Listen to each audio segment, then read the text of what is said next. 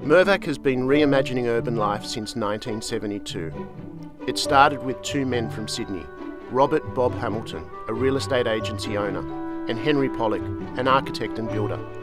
An innovative partnership that would shape the way people live, work and play for decades to come.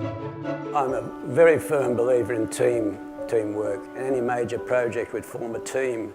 You'd have someone from marketing, an architect, builder and developer, and you'd agree on the way you were going to go forward. Unless you all agreed that's the way to do it, then the deal wasn't on. So you had to cooperate and work the way together. And I can only stress too very strongly that you've got to work as a team, because nobody knows it all. It was the beginning of one of Australia's most successful property development stories, and it's a story that continues to be told today through Mirvac's growth, success and people. Hamilton and Pollock's first project was a block of 12 apartments completed in 1972 in Sydney's Rose Bay. It was called Montrose. By the end of the 1970s, they were not only building houses on subdivided land in the growing suburbs of northwest Sydney, they were revitalising existing apartments, which was key to Mirvac thriving during the 1970s downturn. In the 1980s, Mirvac led the revival in Sydney's property market. That really started in 1981 in the York apartments. We did the first sort of major residential building in the city. And people queued around the corner and around the block. And we sold out the 150, I think, units in the morning. They were selling their places in the line, which is quite incredible.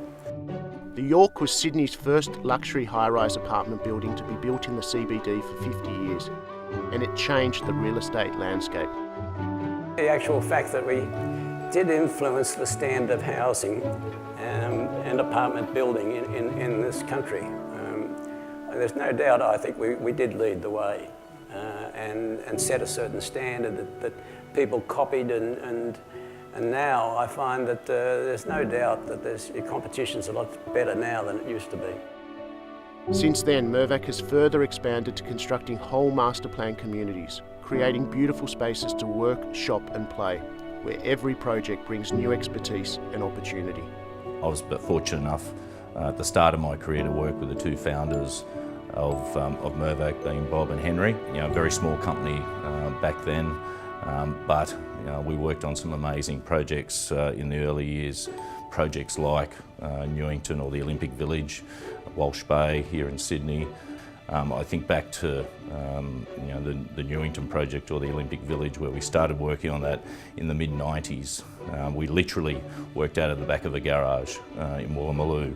The village had to cater for 16,000 athletes, so we had to design a whole bunch of houses that had to cater for 24 people in each home, and then we had to convert that into a sustainable community. In the 1990s up in Brisbane, Mirvac was the first developer to really take advantage of the river and do a development called Mariners Reach that was a revitalisation of an existing industrial area into a vital new community space and residential opportunity. Today, Mirvac is a top 50 ASX listed company and is a diverse but integrated group of over 1,400 employees working across many more innovative, bold projects than the founders could have conceived when they started Mirvac all those years ago.